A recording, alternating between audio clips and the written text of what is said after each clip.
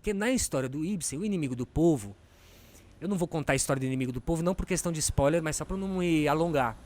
Mas o cara que vira inimigo do povo, ele tem uma informação. Essa é uma informação de que a água daquele lugar, que sobrevive da água, porque as pessoas vão lá no balneário, nadam, tem a época de verão, etc.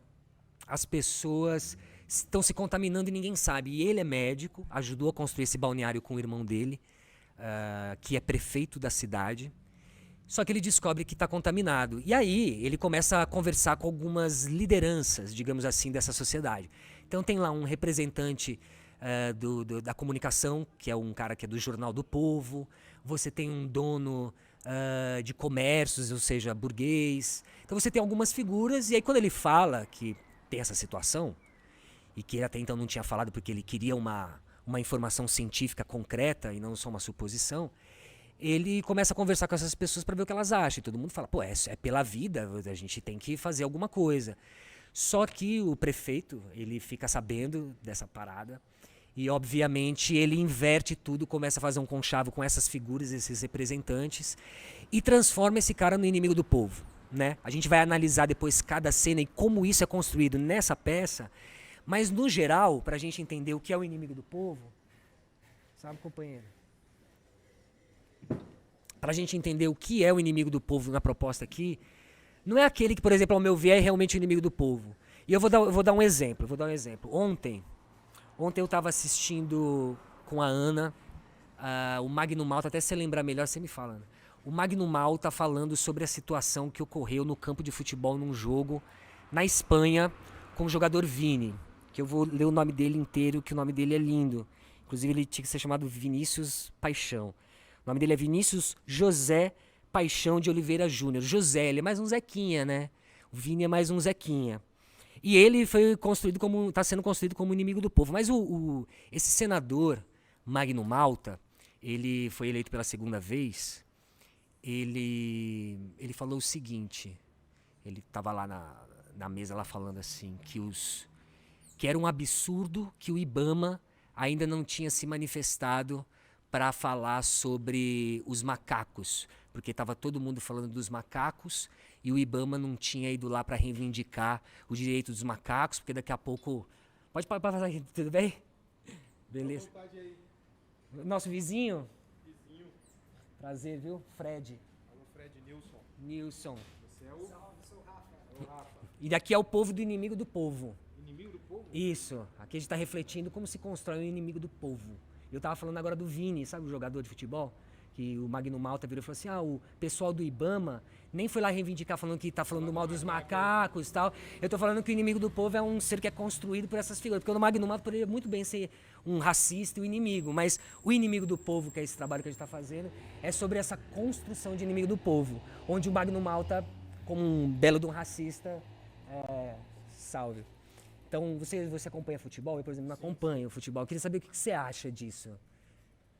Dessa situação do Vini. Assim, o racismo ele é declarado... Já Você quer falar um pouquinho mais pertinho aqui? Ó? Só por... Não, tranquilo, tá passando. O racismo, ele, no futebol, ele já tá sendo declarado, já é declarado há muitos anos. Certo? Aconteceu com os brasileiros. Roberto Carlos, Daniel Alves, isso na Espanha. Né?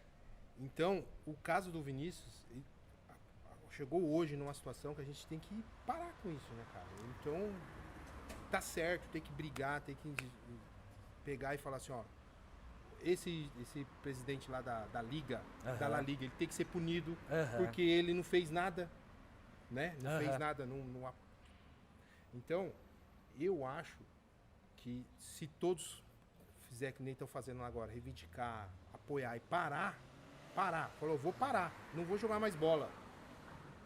E punir as pessoas, né? Igual teve lá, acho que prenderam 7 pessoas. E os patrocinadores iam correr para dar alguma resposta, que eles também não falaram nada. Não falaram nada. E se começar, também tem esse negócio dos patrocinadores, né? Que nem você falou, tem que começar a punir eles também. Porque parece que a gente fica meio vendido, assim, né? Porque não tem dinheiro, nosso trabalho em risco. Eu já sofri muito racismo. Eu já sofri muito racismo. Hoje eu levo muito na brincadeira. consegue levar a vida dele? Eu consigo, porque isso não me atinge nada. Antes, quando eu era mais novo, me atingia. Eu fui fazer uma entrevista em uma empresa. Eu moro lá em Jandira, lá em Itapevi. E aí eu cheguei lá, o cara olhou pra mim e falou assim: por que você acha que você tem condições de trabalhar na minha empresa? Eu sou profissional aquilo que eu pela vaga. Eu já tinha 2 anos de experiência de motorista na época. Ele falou: por que você acha que eu vou colocar um veículo de tantos mil? Ele falou o valor lá que eu não lembro, era um caminhão, para um negro pilotar. Mentira. Falou desse jeito. E aí eu não entendi aquilo. Que eu tava nervoso, eu não entendi. Eu fui entender isso no outro dia, cara. Caraca. Que eu sofri um racismo. Você Entendeu? tinha quantos anos, mais ou Eu menos? tinha 20 anos, 19, 20 anos. Novo, né? Novo. Era novo. Foi meu primeiro emprego, foi como motorista e tal. Depois eu nunca mais dirigi.